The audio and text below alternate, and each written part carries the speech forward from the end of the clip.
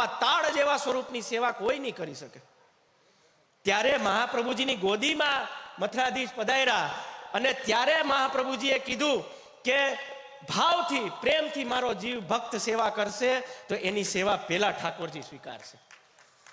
ભક્તની સેવા પેલા ઠાકોરજી સ્વીકારે છે, એના દોષ નથી જોતા ઠાકોરજી. આ મહાપ્રભુજીના વચન છે.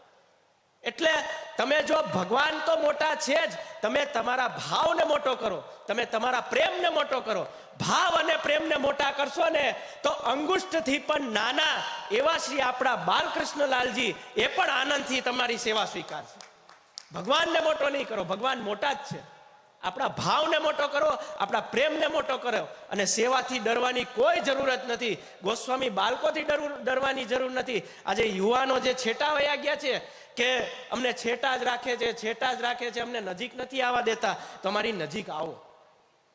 એટલા માટે છેલ્લે એ જ કહીશ કે મહાપ્રભુજીના પુત્ર ગુસાઈજી અને ગુસાઈજીના ચતુર્થલાલજી ગોકુલનાથજીએ એટલી સુંદર આજ્ઞા કરી છે. આજે તમે ડરો છો ને એની વાત ઉપર કહું છું કે ગોકુલનાથજી એવી સુંદર આજ્ઞા કરી છે કે તમે ઠાળા સ્વરૂપની સેવા ન કરી શકતા હો તો તમે લાલનની સેવા કરો.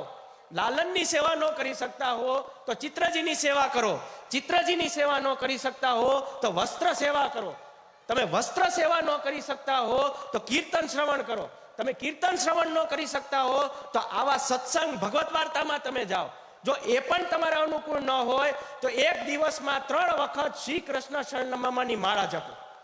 જો તમે એ પણ ન કરી શકતા હો તો 1 માળા જપો દિવસમાં. અને જો એ પણ ન કરી શકતા હો તો દિવસમાં 1 વખત હૃદયથી, ભાવથી, પ્રેમથી શ્રી કૃષ્ણ શરણમ એટલું બોલી જાઓ. અને જો આ પણ ન કરી શકતા હો તો ગોકુલનાથજી કહે છે મરવાની તૈયારી રાખવાની. આટલું ન કરી શકીએ આપણે. અને હું તો કહું સેવા ઠાકોરજીની તો કરો છો, ઠાકોરજીની કરો. હરિ, ગુરુ, વલ્લભપુરના બાળકો, સંતો, મહંતો, વૈષ્ણવોની, સમાજની અને ગાયોની સેવા કરો તો આપણું આ જીવન સાર્થક થશે અને થશે જ.